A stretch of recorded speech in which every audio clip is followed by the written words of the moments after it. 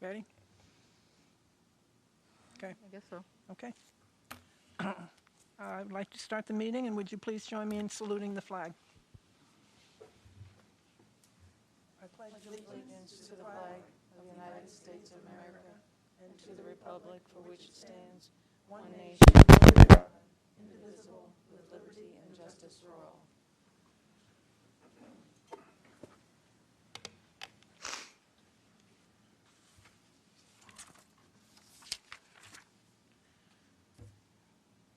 I need a motion to approve the agenda for tonight. Tracy and Dave? Any discussion? All in favor? Aye. Aye. Aye.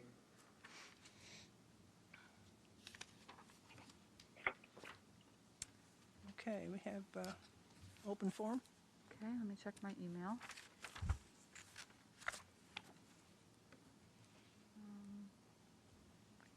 I have Anyone like to email or? nothing so far. I don't have anybody else that's on,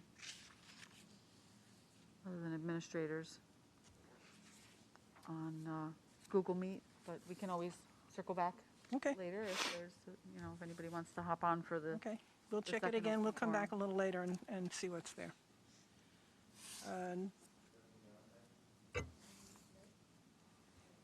Presentation. I'm going to turn this over to Brooke.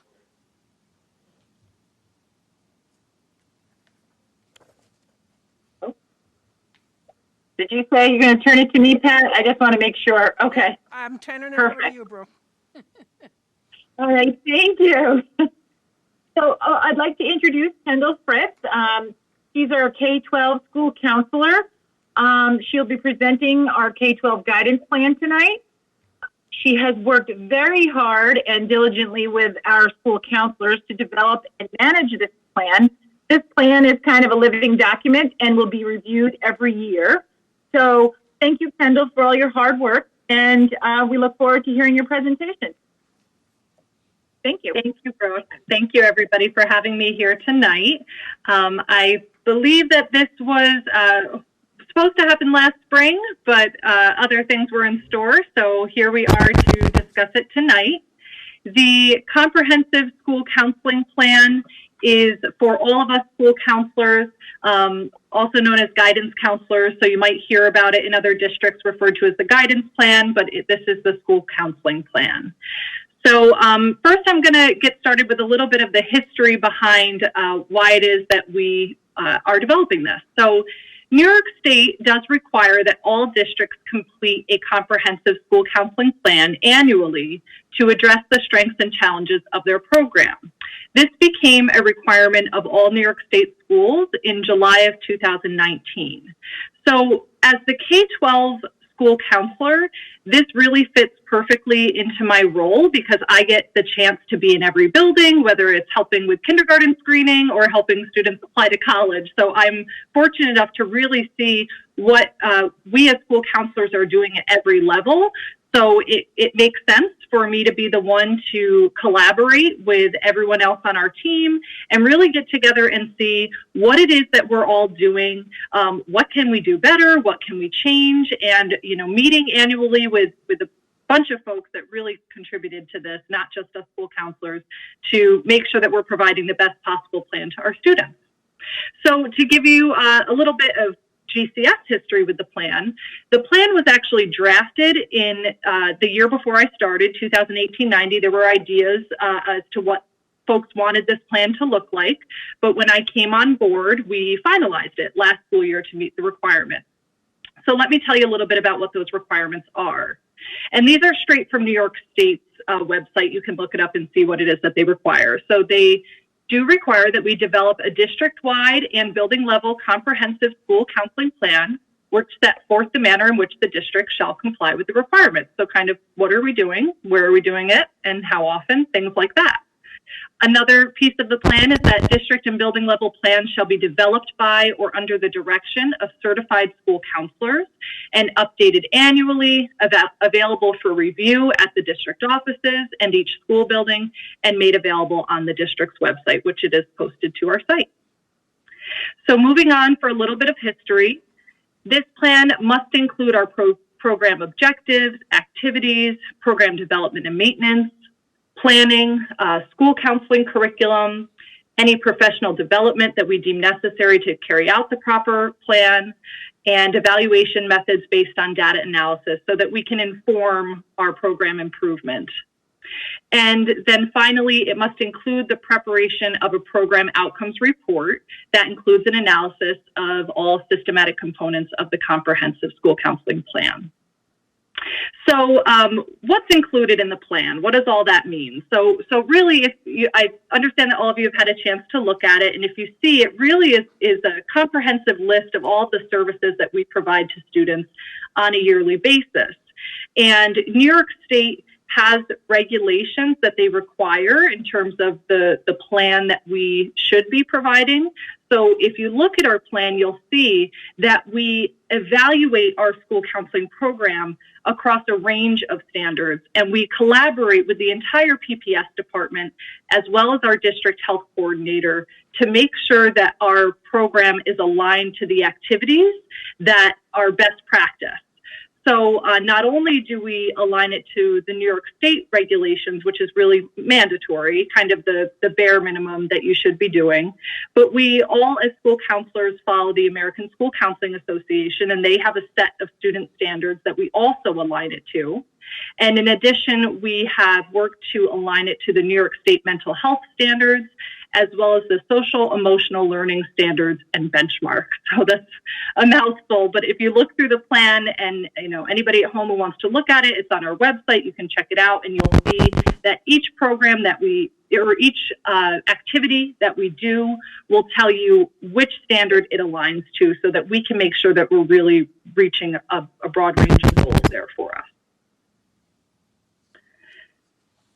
So next, I'd like to talk about the Advisory Council. One of the regulations and best practice items to carry out the proper school counseling plan would be that each school district should establish an advisory council to be comprised of representative stakeholders.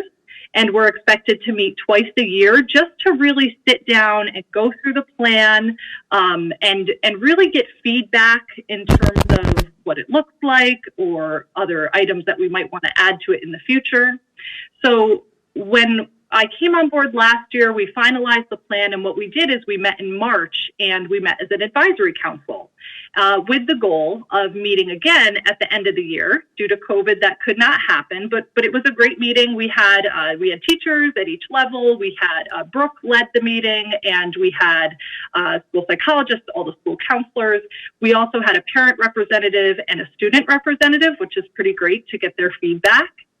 And so it was a wonderful meeting, but moving forward, we really want to do those two advisory council meetings. So our timeline that we have discussed as a school counseling team that we feel would be best for this plan would be that in the fall of each academic year, so kind of counting now, I'll explain that. So beginning at the start of the year to now, I've been working with the school counselors as well as the entire PPS department really to collaborate and discuss what updates we should make for it to be reflective of the current school year. What changes have we done? What new program initiatives are we completing? So really taking that fall to collaborate, edit, update with other school counselors and stakeholders. Then the goal would be in January of that academic year to have our first advisory council meeting, which Brooke actually has been working to schedule. So we are meeting on January 11th of this school year. And then, like I said, meeting as a council to go over the plan. And then finally, the goal would be in June to meet again. And then it starts all over again. So that is a bit of what the advisory council is meant for. So moving forward, I just wanted to share a little bit about what this means. So I have this slide here, plans for 2020 and 2021, because the whole point of this guidance plan or the school counseling, comprehensive school counseling plan is to really make sure that what we're doing as a school counseling team is what our students need. So we collaborate as an advisory council, but we also meet as an entire PPS department. This year, we really found that even the reopening committees and their feedback was useful to us. And as part of the DSIP, we have the Social Emotional Learning Committee, the PLC there. So really all of that information ties in well to what we do as school counselors. So really it becomes a big collaborative effort to make sure that we know what we're doing across all buildings and that it's lining up with all of those benchmarks that I discussed earlier. So some examples of how this year's school counseling plan will look somewhat different from last year's are the addition of these items. So as we know, these feedback surveys from our families, from our students, from our faculty have become really important in terms of us getting a pulse. So we're finding that that should influence our work as school counselors regarding the social emotional needs. In addition, our PPS department, which includes all school counselors, will be working with Dr. Jennifer Bachant. We've started working with her, and we're going to continue working with her to create a student social emotional learning screener, which really narrows down at each level what students need, where they should be at developmentally, so that we can really fine-tune our focus on classroom lessons and resources for kids. And then another is intentional focus for data collection. If you look through our plan, you'll see that there are many references to how we collect data as school counselors, but we really want to hone in this year and do a more intentional focus so that we can inform our academic, social, emotional, and career counseling needs. Another goal that goes hand in hand with even just our PPS departmental goals is our curriculum mapping for social emotional learning. So seeing what everyone is doing across all levels to meet that need. And then I just wanted to provide a couple, those are district-wide examples, but I wanted to provide a couple building level examples.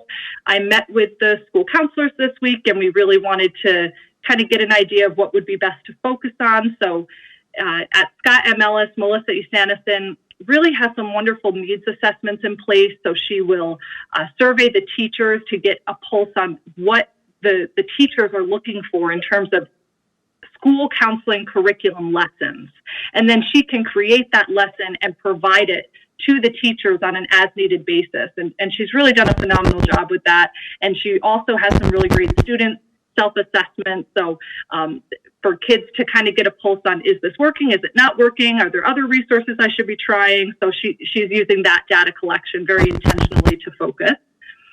At the middle school level, we found through our faculty and student surveys that mindfulness could be really ramped up. So one change you'll see is that while we always do a mindfulness curriculum with sixth graders, Jennifer Perella, the school psychologist, started that.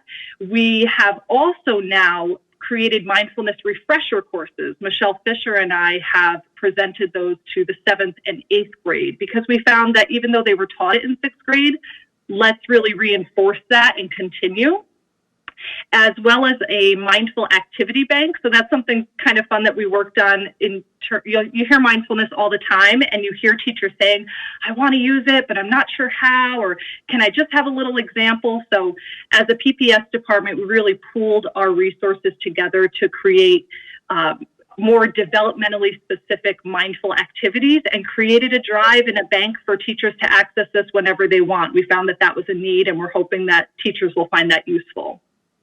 And then finally, at the high school level, we're really hoping that the NCBI, or the National Coalition Building Institute, that really comes out of a need for more instruction on diversity and equality, and that really does go hand in hand with our work as school counselors. So we're hoping that our involvement in that at the high school counseling level will really positively influence our future work. So those are just some examples of where we stand for the future of our school counseling plan this year, and a little bit of the history behind what the comprehensive school counseling plan is.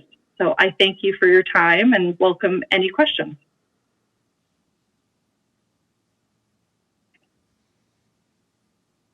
I only have one question. Sure. Kendall, can you hear me? This is Dave Finch. The list of items that I assume that counselors provide, that's on in the packet that was in the board minutes, or not minutes, with the board packet. You know what I'm referring to?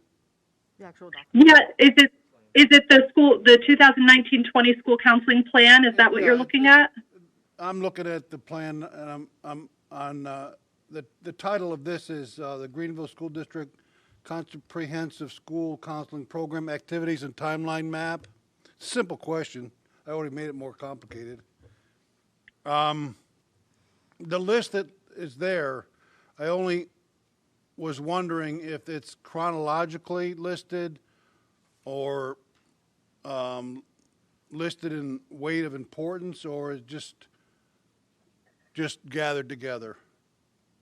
Yeah, it's really not in a timeline. As school counselors, we really kind of deliver our services pretty sporadically depending on need, kind of where are you needed? Okay, there we go. That's kind of the nature of our role. So it's not in order of any chronological sense, no. Okay. So this is Tracy. I guess following along on the question, there were some that said like transportation and budget and things like that. Is there a way to quantify the amount, particularly as we go into the budget planning session for next year?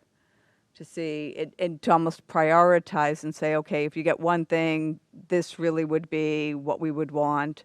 Both financially as well as there might be some items that don't have a financial impact for that. I think that might be helpful as you go forward. Yeah, I agree. I think we're finding that a lot of the needs budget-wise that we had before really just aren't possible, like in terms of transportation, things that couldn't happen this school year may not happen. That was a bigger item I found throughout that would have been a need. But really you'll find that most of the things that we don't do don't have a resource component attached to it. Okay.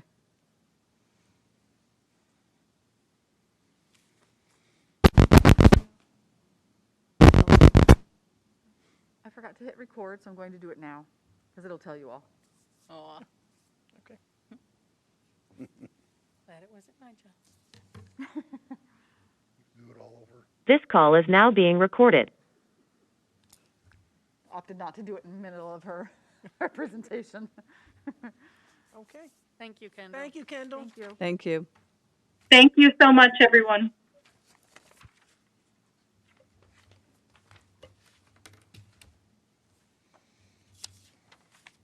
I need a motion to approve the minutes from the board meeting of November 16th. Tracy, Dave?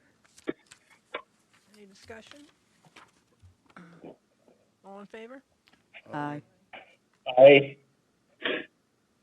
I need a motion to approve the finance reports for the month ending November Wait a 30th. second, I just need Duncan on that one. I didn't hear him. Aye. Did you get Duncan? Yeah, I did now. Thank you.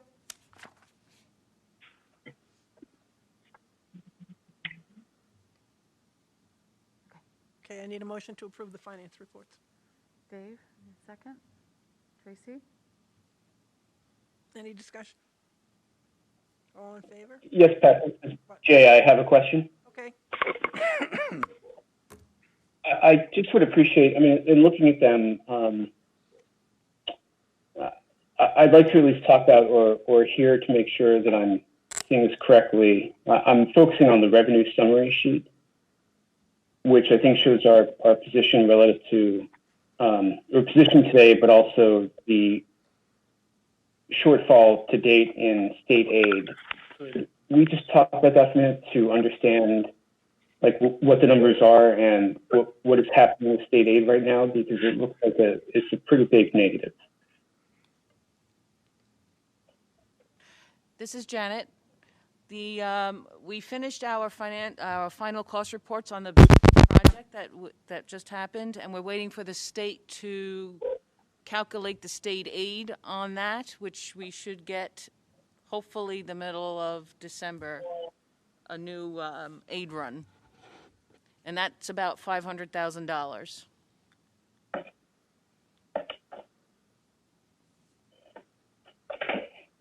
Okay, so do you anticipate then when that comes in, I know the other numbers will change by the time that comes in, but do you think that we'll still show a negative? Oh, no, I'm sorry. Total is about 424,000 negative. So we'll be at least even or positive when that comes in. Yeah, Is that what you expect? as soon as we have the state, I look at the state aid runs every day to see when if they're going to update them. They're a little bit on the slow side. I know they received our financial cost reports because I have received the final paperwork on them.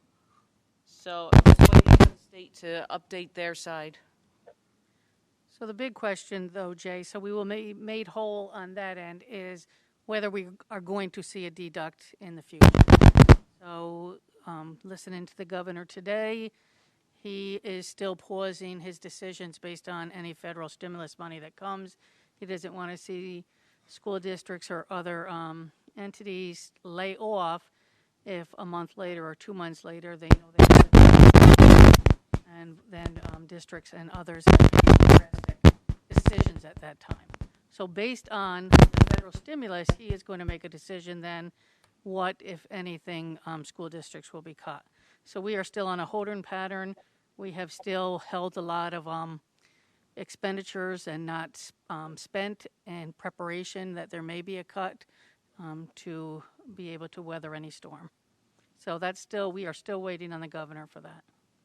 And Tammy, regarding transportation, where would that hit? Because I think that the transportation that we incurred last year, that there was discussion that it would not be aidable. Where would that be impacted or show I'm hopeful up? for that too. So actually, Janet and I just filled out a survey because they're asking districts what kind of cost was related to that for any potential deduct.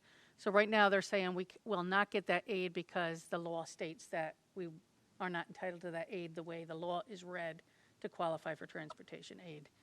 I am hopeful that they will make whatever law or whatever agreement that they have to make school districts whole.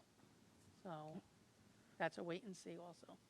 And do we know the, I guess, the figure, the total, what impact could be? I do not. Do you have Ballpark. sense? Would be the. Let me get my calculator. It's not easy to just straight calculate it because Right. it would be if you're just talking contract transportation, but we didn't pay them for those few months. Okay. So where some districts did, we did not. So it would be the cost of our own employees that we paid to deliver food and other things from March through June. Right. So it would try to calculate that cost in some way. So we can do that. So you're looking at, that's how much the aid would be, about 200,000. Okay? Approximately 200,000. Potentially, right, that we just would not be reimbursed for. Okay. Right. I heard it's not a definite done deal because I know NISBA sent out something saying that that they're also in discussions because in good faith schools used the transportation and then to turn around and say, I no, think even the governor has said that, so Right. I'm hopeful for that one. okay. Duncan is raising his hand. Go ahead, Duncan. Well, Tracy just kind of alluded to it, but it's more than just NISBA. NISBA indicated that in discussions with the budget director, he had heard a lot of laments and that he was looking into a way that they could accomplish that. So it's a more positive note, I think, than what's been discussed at this point.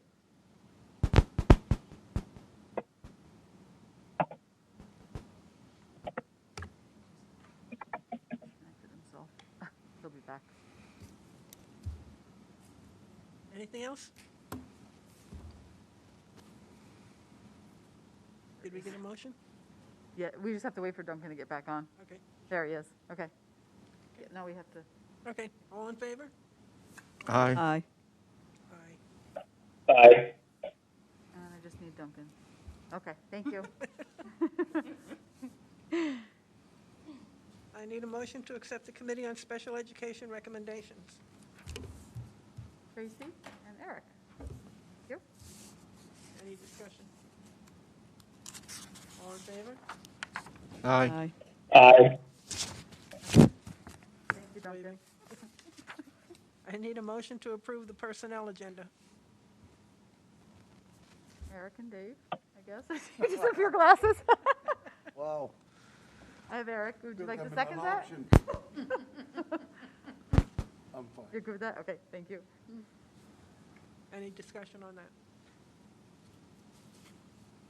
All in favor? Aye. Aye. Aye. Thank you. I need a motion to rescind bid awards for contract transportation to Cooksaki Transport Incorporated for the Westmere Elementary Route 3 and West Cooksaki to Greenville routes. Tracy and Eric, thank you. Any discussion? I have a question, Pat. Question for Tammy. If we rescind the contract, is there any penalty to the district under the contract? No, there is no penalty. And what's the value the amount that we'd be saving? Or I guess if we don't need it, we wouldn't be spending it, but I don't remember the value of the contract. That's debatable, right? Well, we would have to get back to you on that because we are still having a cost ourselves to do that transportation. So the savings would be the difference between what we would have paid to contract it out to what we are actually paying. So it's just not going to Okay. be that contract. So we can calculate that for you and give it to the board. And there's also, Okay, thanks. I understand. Thank you, Tammy. you're welcome. Anything else? Tammy, how are we getting that work done? What's the logistics? So the one that we had approved last time, we did meet the next day and we were able to put it on an existing run. So they start the pickup in Cooksaki and then they come back down 81. So that was doable, so especially with the number of students that are being transported by parents at this time. The other one, right at the time that we had bid that, a driver became available because we lost another private run that the student wasn't going to that school anymore. So it just matched up the timeline work that we could also transport that student. Win-win. Yeah. Sometimes it lines up.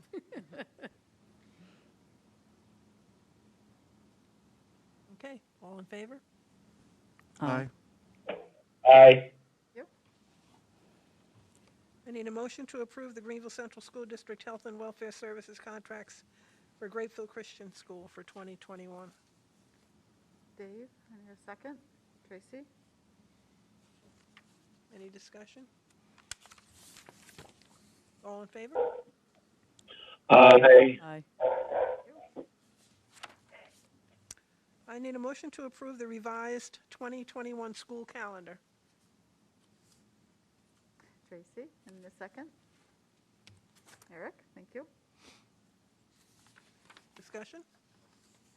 Will we be, I guess, evaluating this and seeing if this is a sufficient time for the teachers? This was to definitely take us through January. We will definitely be talking about potentially some additional half-days. Okay.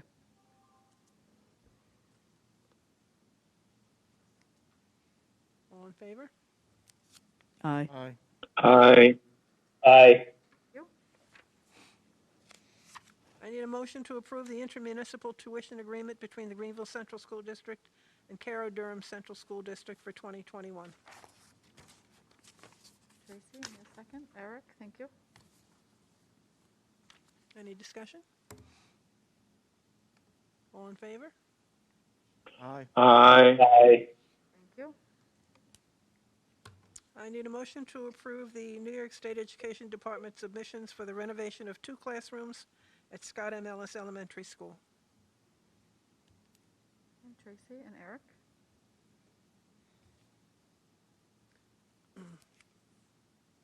I just had a quick question. On one of the forms, it listed the enrollment of the building at 1,107.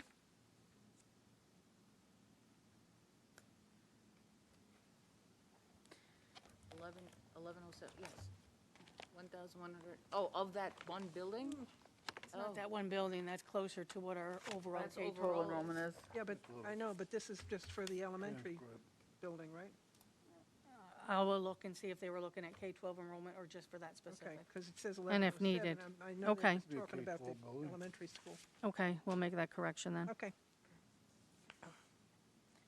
They're about 483, I believe, is Right. elementary.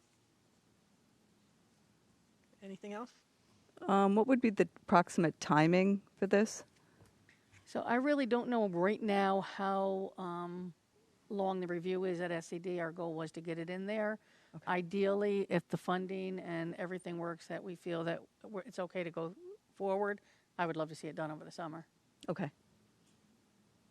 And would it be completed by the goal is to have it completed by the By end of the September, summer? Okay. Absolutely. And to budget then the next two. So this is, I believe the budget is 99,000. Anything under 100,000 with a project gets aided the following year. Other than that, if it's greater than that amount, it gets aided over like your 10 years.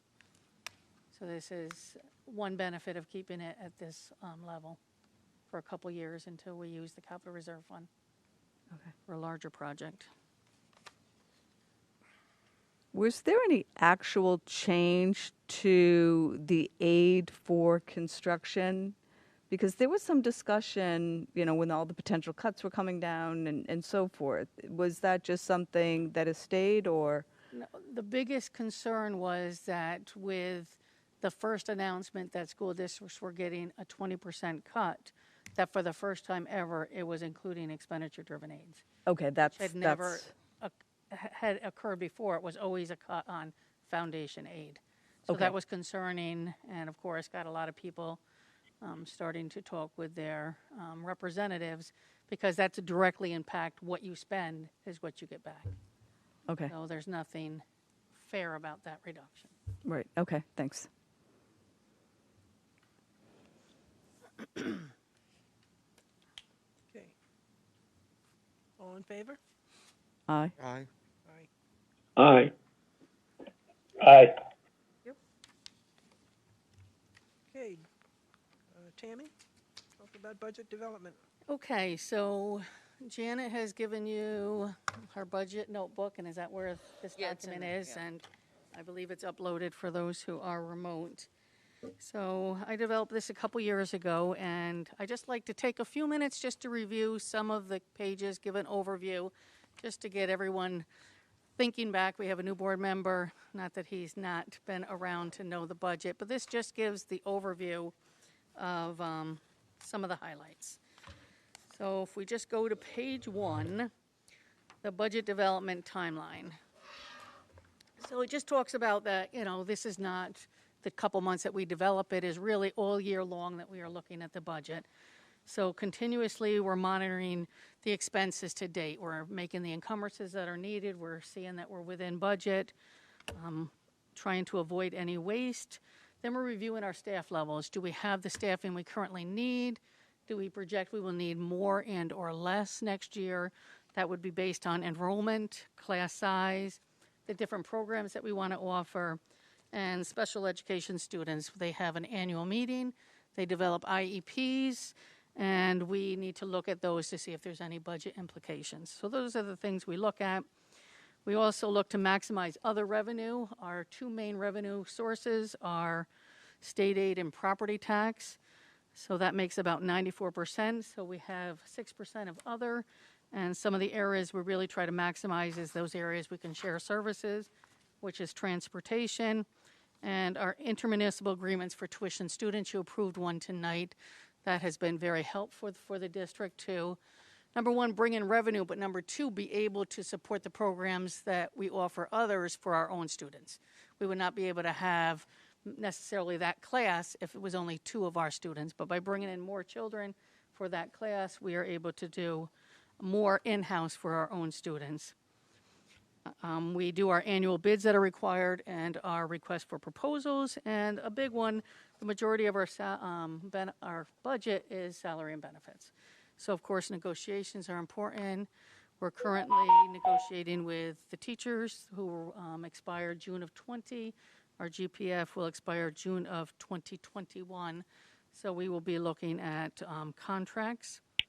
The next piece is the rollover budget. Janet will be reviewing this with the board at our January meeting. So a rollover budget is basically you're just rolling over the expenses as if nothing was going to change. And that really just gives us the foundation. So some of the assumptions that she will be looking at as she drafts the rollover is projecting those salary increases.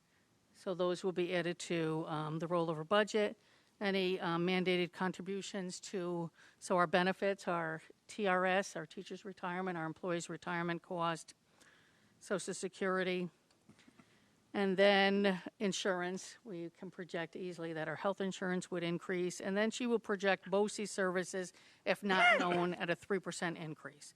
So again, Tammy? this is what she will present in January. Just a quick question with the rollover budget, because we had 2 positions that we did not hire for. So when we do the rollover budget, will those 2 position They salaries? will be included in the rollover budget. Okay, thank you. So the rollover budget is not the preliminary budget. It's not where, we obviously think we will be. So then Janet will start to work on the preliminary budget. And the board adopted the timeline, our budget calendar, which really looked at all of the dates, and these are listed here when things are due to Janet and myself from the principals, from supervisors, and so we start to get their requests and their needs. So that is what we start with, the rollover, and then we start to either reduce or add to those codes to start to build the preliminary budget. If you look at the bottom of page 3, some of the considerations. So right now we know that TRS, there's a proposed increase of 0.47 and ERS 0.3 depending on tier. We've already talked about that we are negotiating salaries, so that's a consideration that we have to think about. The health insurance increase, state aid and potential reductions. So I talked about the stimulus money. Hopefully when we're talking about this in January, when the governor has given his estimates out, we're going to have a better idea of any federal stimulus and what they are projecting for aid for the following year. And then property tax cap, it's always important for us to stay under the tax cap. We will do those calculations. And there will be 1 additional solar pilot that it will be added this year. So our next pages are different appendices. So just to review those quick. If you look at the page 5, it's New York State Uniform System of Accounts. So all school districts have the same accounting system, have the same codes, so that when they're submitted to the state, they know them. So we have 7 funds. So general fund is the one that we are creating the budget for. But on top of that, we have special aid, which is really your federal funds, capital fund, debt service, food service, extracurricular, and trust and agency. But again, for the purpose of the budget, that is the general fund. And then the uniform system of codes, so the first 4 digits, and Dave, you had asked the question tonight, this is where it falls under. So right here you see listed the first 4 codes of any budget. If it's 1010, we know it's the Board of Education. If it's, did you try to say something, Jay? No, Duncan. Duncan. No, I don't have I'm sorry. I was saying Kate, my daughter. Excuse me. That's okay.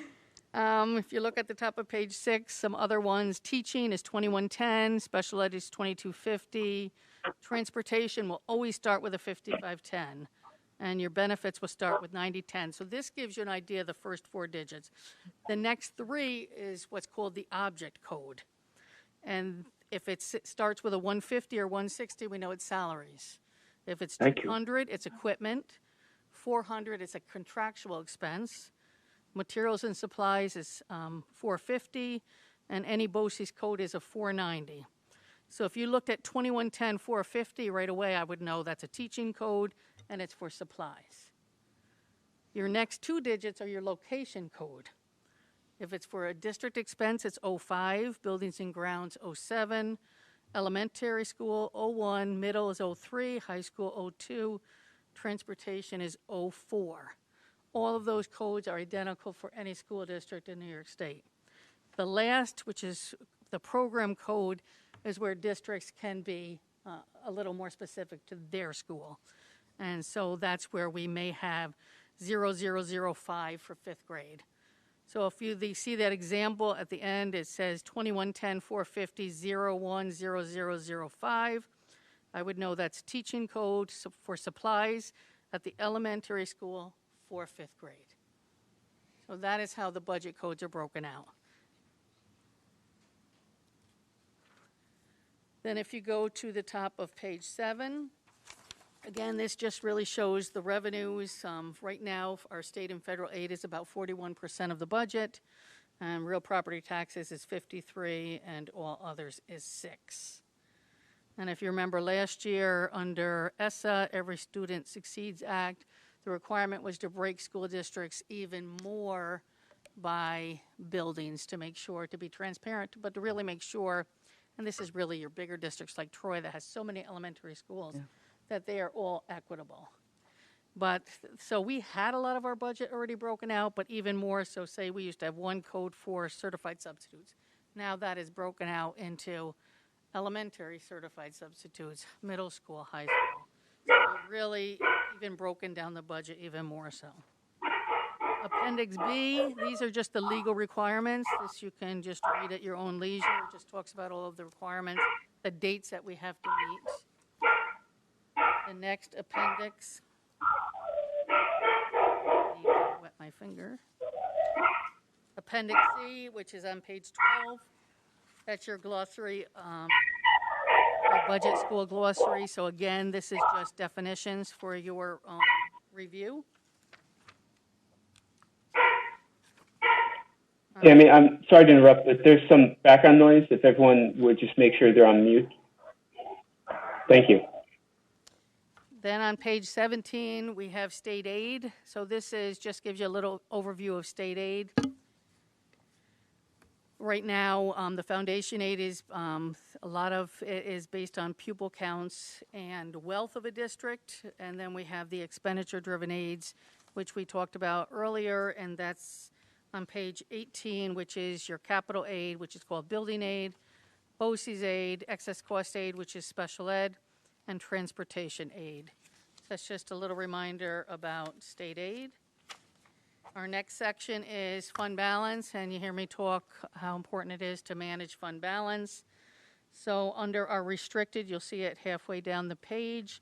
These are our current amounts that we have in our reserve accounts. So these are restricted. They've been put here for a specific purpose and cannot be spent for other purposes.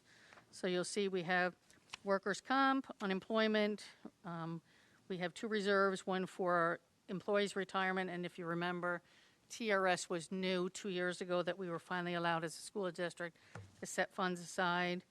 We have a reserve for employee benefits and accrued liabilities and capital reserve. So those are reserve funds.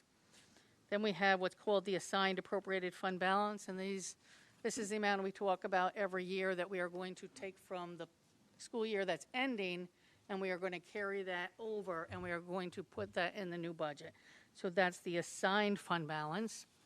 Then what's called assigned unappropriated fund balance. These are, we end one school year, and the next day we're into the next school year. So of course there's encumbrances, there's still contracts, and this is carrying over those amounts into the new budget. And then there's what's called the unassigned fund balance that you're allowed by law to have no more than 4%, and we ended last school year at 3.97. So the importance, I talk about it, that reviewing the fund balance, starting right now and all of the months to make sure we are on track. I can't stress enough how important it is for the encumbrances to be correct so that you're not spending the same amount of money more than once. Estimating revenues, which we look at monthly, and then year-end accruals. So pitfalls, and I talk about this all the time, is if we have one-time revenue, we should use it for a one-time expense, not for anything that has to be sustained. And on the page 21, we've just showed examples. We've really been able to do a lot of improvements to this school campus by using some of that year-end fund balance that we couldn't necessarily budget for, but and fund balance is really created when your revenue comes in higher than you planned or you're spending less than your budget. That's how you generate fund balance.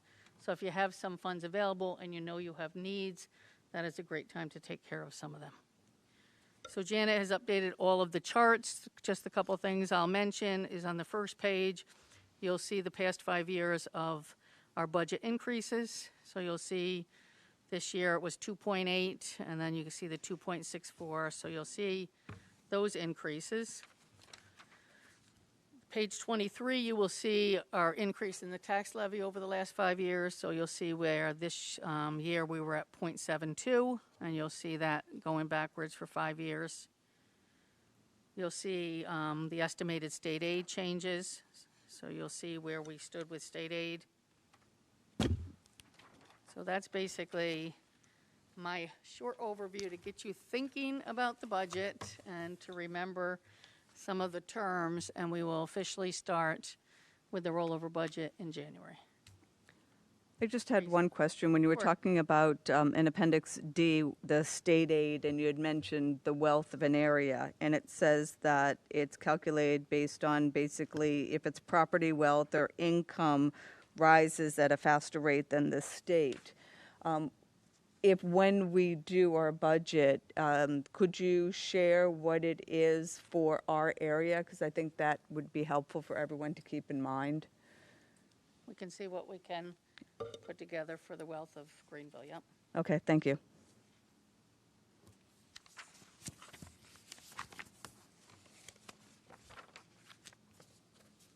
Any other questions? Yeah, Tammy, if our unassigned fund balance, is it currently at percentage-wise that same level? Are we close to 3.97?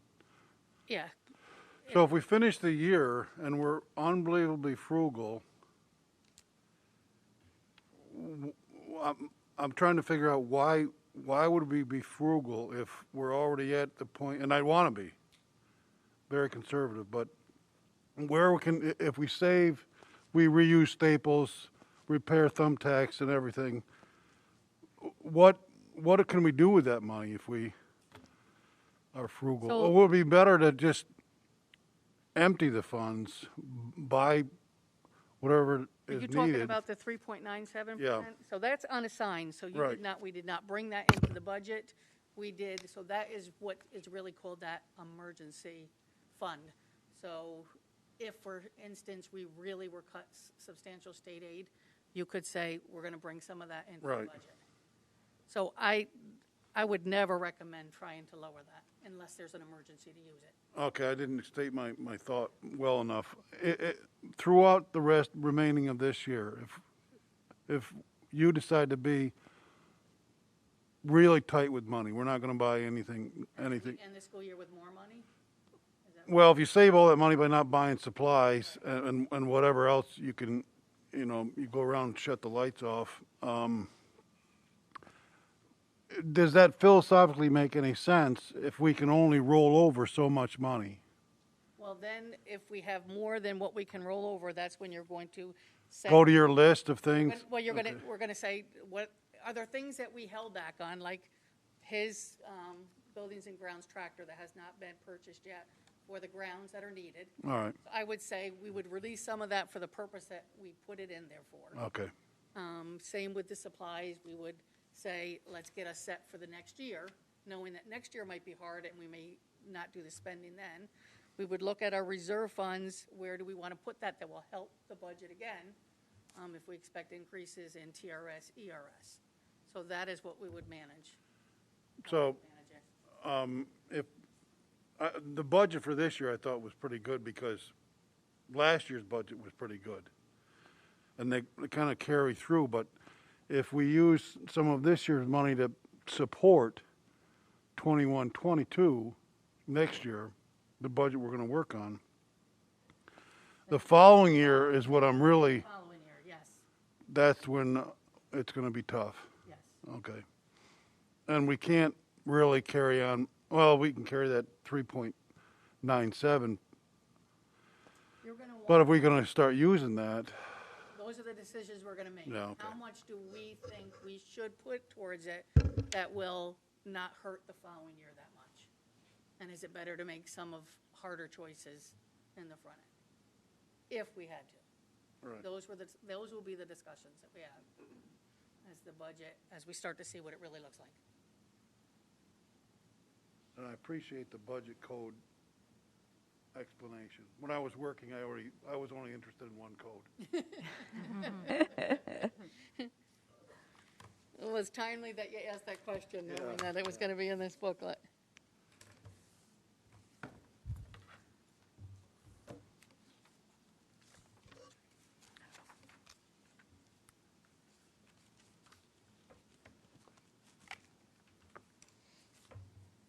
Thank you, Tammy. You're welcome.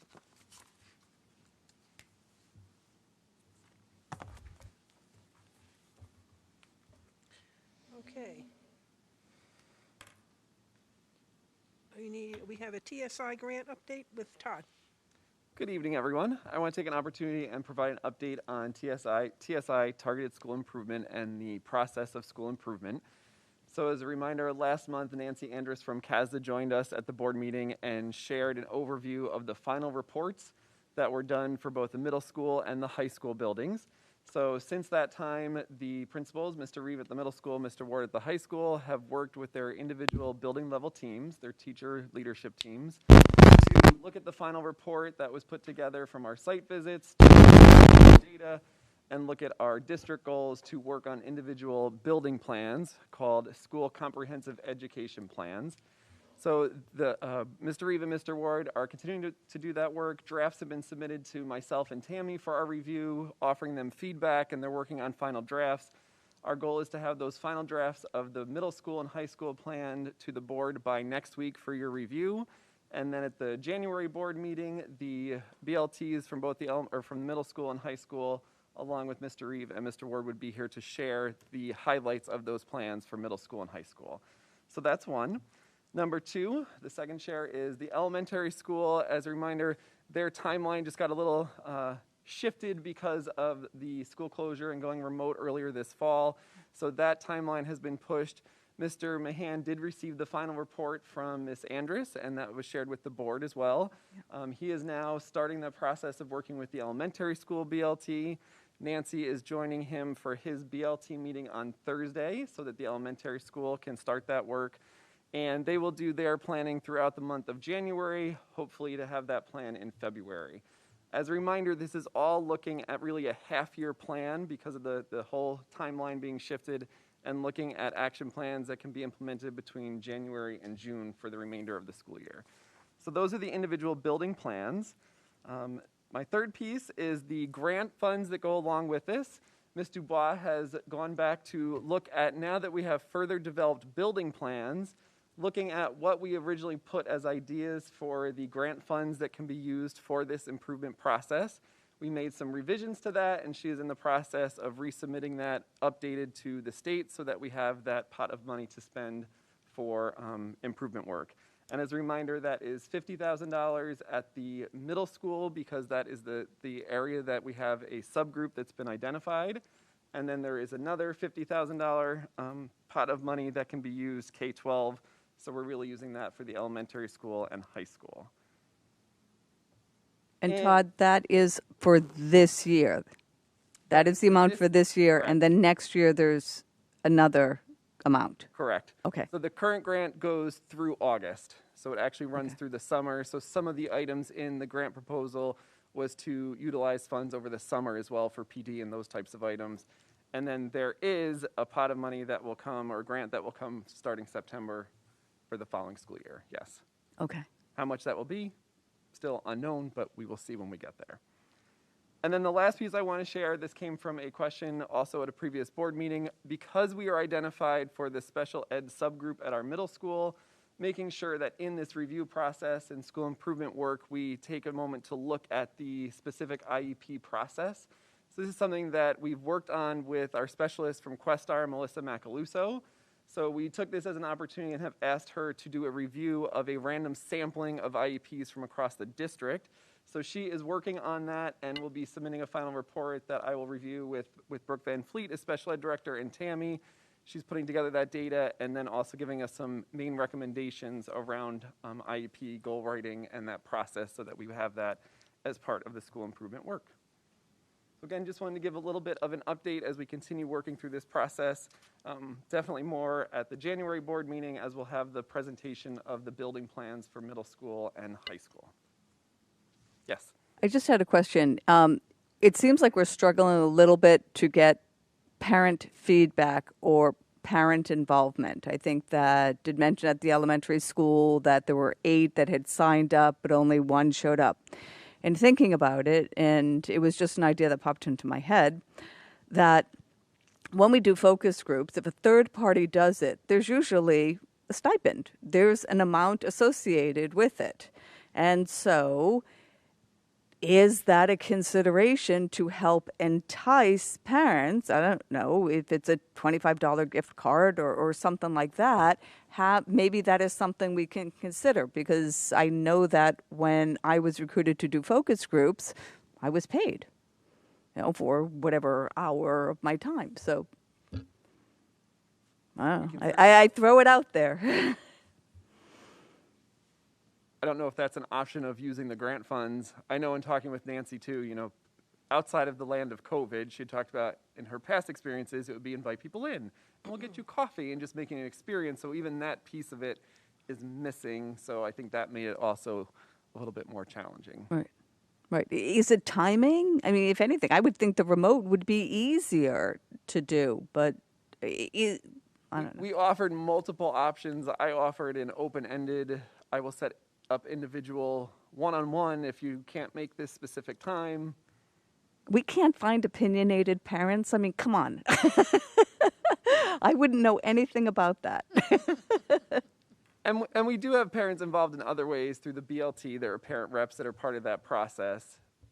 It was for the specific focus groups around this process that when we did the random sampling of 25 at each level, we did have some response, but not as much as I would have hoped for. Doesn't mean we won't try as we keep going forward, though, too. Thank you. Thank you, Todd. You're welcome. Tammy? Okay, I just want to provide a little bit of update on our micro cluster strategy, not ours, but the New York State and the governor's.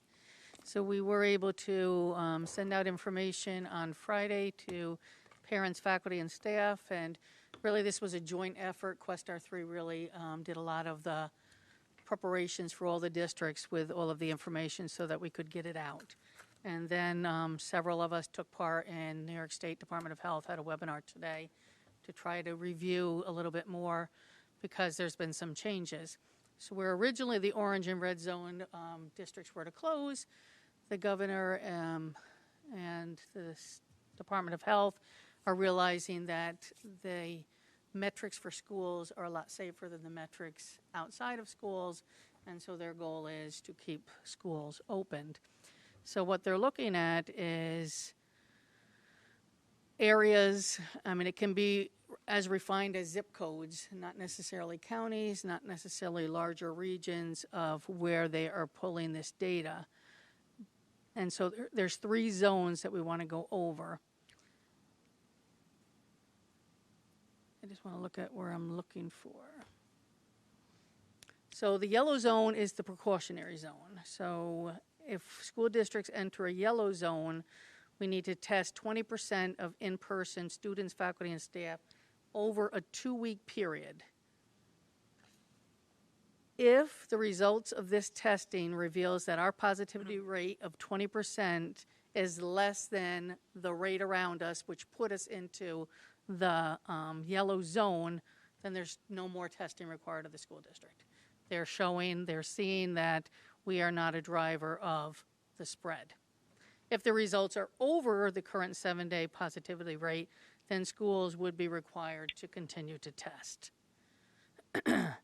So what they've really added, so yellow zone is a 3% positivity rate, but then they're adding 10% for hospital admissions. So they're tying a lot of the metrics to the hospitals and the hospital capacity. So the orange zone is if you're 4% and 85% hospital capacity, then we would need to test 20% over a month. And they want it to really be spread out so that it's 10% biweekly, and then the second 10%. And then the red zone is if you're 21 days from 90% hospital capacity, then it's 30%. So we're working with, Questar 3 has filed for limited service laboratory to be able to support Rensselaer Columbia Green Schools, so they would technically be the laboratory. Greene County Department of Health has plenty of the test already. They believe all of Greene County could go through a cycle 3 times. That's how many tests they have stockpiled that the state has given them. So we have the test. Questar 3 is still waiting for their approval of that, and then they would help us. So the screening itself, our nurses are just starting to be trained. It's a non-invasive test. This one is. It is just the beginning of the nose. It's not deep at all. It's like a little swirl and a little swirl.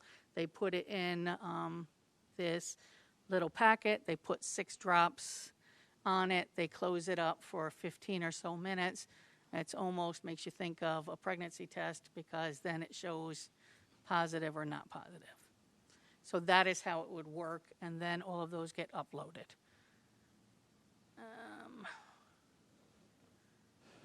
So we sent the information out. We will actually be sending a consent form for parents to let us know if they consent to this testing on site. Again, it would be by our school nurses. It would, so it would be our medical employees. Any questions? That's a lot, and we're learning every day. And we are not in any zone right now. Let me state that right now. Yay! Hooray. So he did list 3 areas today, but we're not, I should have written them down, but they were not in the Capital District at all. So what would happen if a parent doesn't consent? Their child would not be tested. Are they still allowed on campus? As of this point, they would still be allowed. We have not received any information at this point that they would not.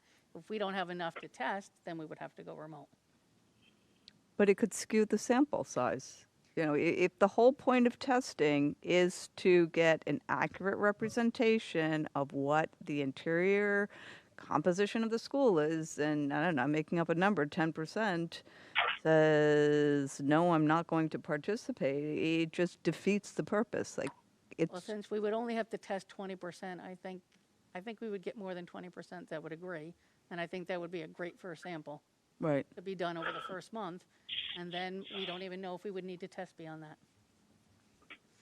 So I wouldn't not worry about random. that yet until the state gives us more information, until the state says we don't have enough.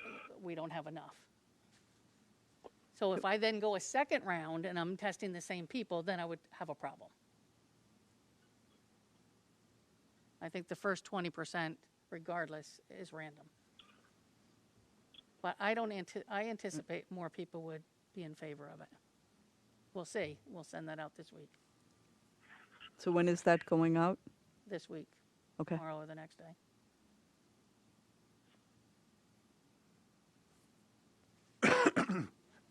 Effort to keep Hello. it open. Yep. Did you respond to Lynn Costello's answer or question? Yes, I did. Well, that was the same question that Tracy just asked, so I don't have any information. I'm not sure that it was. She talked about it not being a random sample, not being statistically valid, or a non-random sample not being statistically valid.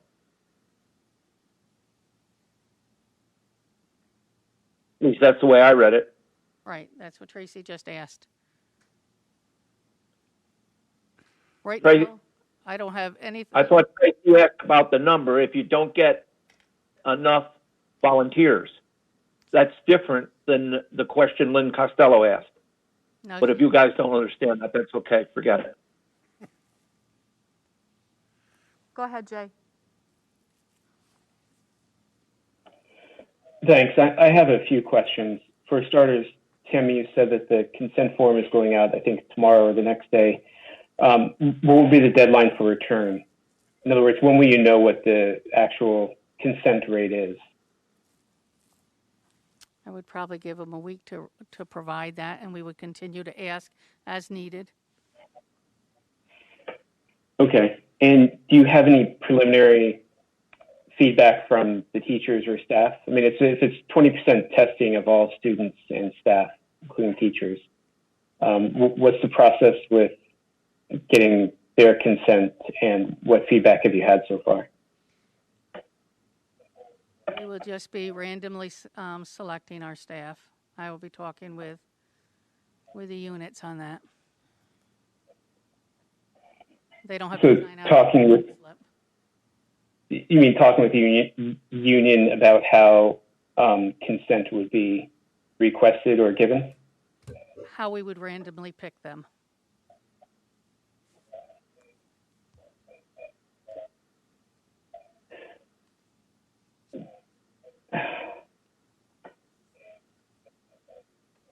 Jay, while you're Okay. thinking of that, I had a question because in what the governor proposed, it says that in determining the 20%, it also includes virtual or people that are completely remote. And so it would seem very vague if they needed to be tested also? Does not include remote. It's only those in person. Okay, so then it would be, I don't know, if we have 600 students and faculty, I'm just making up Came to numbers. about 260 over two. I mean, we had it narrowed down less than 10 a day. Okay, okay. So it does not include. Okay, thank you for clarification. Tammy, I think you said that there would be enough tests available, I think, free from the county for us to go through 3 cycles of testing at 20%, right? Well, that's what they have currently. I would expect if we had more need, more tests would become available. Do you know, if we weren't able to get them free through the county, do you know what the cost per test would be? No, I believe that we would have them free from the county. Okay, and in terms of the triggers to make us have to start testing, can you explain a little more how that works? So is it if any one county that comprises our district hits the metric, then we have to test the 20%, or is it something different? I don't understand exactly what they are going to use to define as their area. They call it zip code, they call it a census tract. They are looking at different metrics, so they're not looking at all of Greene County. So it could be Greenville has an issue and a neighboring district may not. So they've talked about, they're refining their data that much. But it is pulling in on hospital admissions too. And we talked I was on the Department of Health, Greene County. Today, we are a county that does not have a hospital. What does that mean? Are they looking at Columbia County for us? So even Greene County Department of Health does not understand exactly what metrics they're looking at.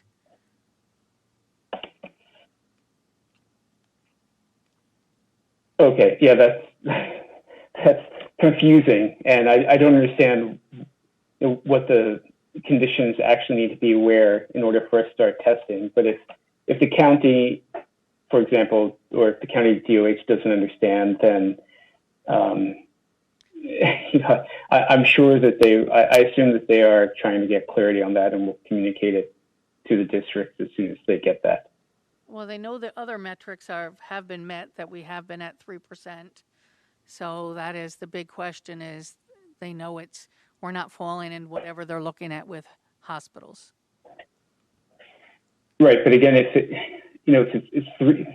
So if we're just looking at the percent positivity rate, it doesn't have to be a percent positive across all counties that the district covers, right? So is it, again, like whether it's a zip code, I mean, is it any part of whatever that unit they're looking at, whether it's county or census tract or zip code? Is it if just one piece of the district tips past that positivity rate. Would that be enough? So it could be one part of the district with a higher positivity rate and a hospital located somewhere else at capacity. It's just unclear how this is fitting together. It is unclear. I can't answer it any better than my current understanding of it. Okay. Okay, thanks, Tammy. So did they give an idea of how often they're going to be declaring yellow and orange zones? Well, I almost think he paused it for a little while because he was doing all of this work with hospitals. That was their new surge and to figure out the hospital capacity. So he listed 3 today. I don't know if you remember them. No, okay. They were not in the capital area. But Right. literally, they don't call you first. He almost makes it public in his announcements, and then they follow up with the districts. So I don't know. Right. So like last time, it was the beginning of November, they made their announcement. Right. And now we're middle December. So he made 3 today. I mean, I can pull him up. Pull it But up just saying it could be January before he picks his next group. Yes. Right. So there's no rush. It's just getting the information out, letting parents understand it so that we're prepared if. Okay. Do you think there's a need for the principals to have a virtual meeting or something? I could envision parents having a lot of questions. We can look at it. I know some districts, which I thought was a good idea, is planning to put out like a tape of what really what the test entails, so that they can watch it with their child, saying, here's so and so, here's Mr. Mahan. I'll pick on Pete, getting Right. his test by the school nurse, so that they don't have to worry about it. Mm-hmm. So that was one area I was going to talk with the administrators about tomorrow. Okay.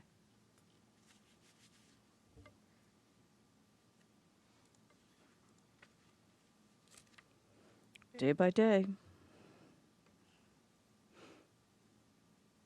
Okay, it's still you, Tammy. We're gonna It's still me again. controller's Huh? order. Yep. I was pulling it up because I was determined to find it. Okay, so Genesee County, Rome, Utica, and Oneida County. And Rome, Niagara Utica, huh? County. Those were the ones that were listed today. Really? That's interesting. Okay, so those have made the yellow zone. Go them. Comptroller's audit, this is just informational. I'm not sure if all board members received a copy. We were notified on December 1st that we've been selected for an audit, so this is usually every 5 years. Scott was the winner last time. I actually thought, man, it can't be more than 2 or 3 years, but I looked back and we actually started January of 2016, so it has been 5 years. So they will be scheduling entrance conference. This is usually very time-consuming over a several-month period. So we're Time flies when you're having fun, Tammy. Yes, it does. Yes, it does. And it'll be done virtually, so that'll be different. Yes. Woohoo. How are they going to do that? No. They just wrote internal controls. So that's pretty broad.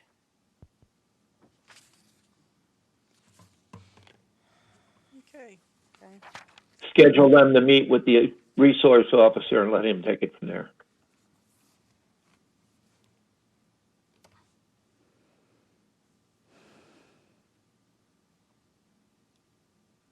We lost Duncan. Okay. Second reading, resolution to adopt the retention and disposition schedule for New York local government records.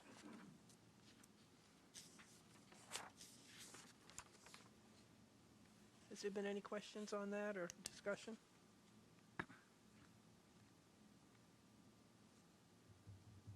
That'll be on next month's agenda as an action item to adopt. Okay.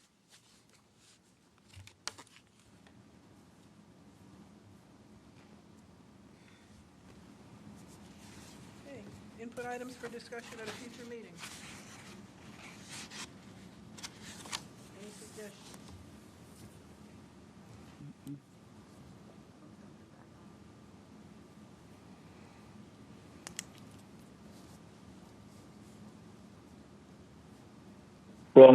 Wrong button, sorry.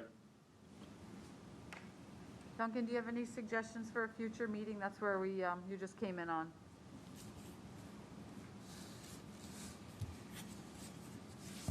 No.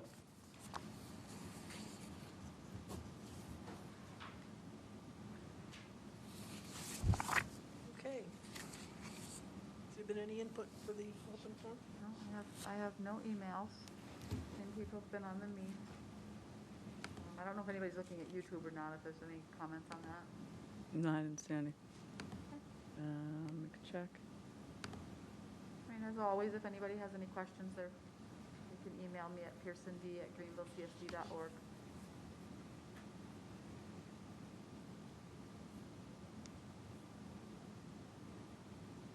Okay, then I'm going to ask for a motion to adjourn to executive session.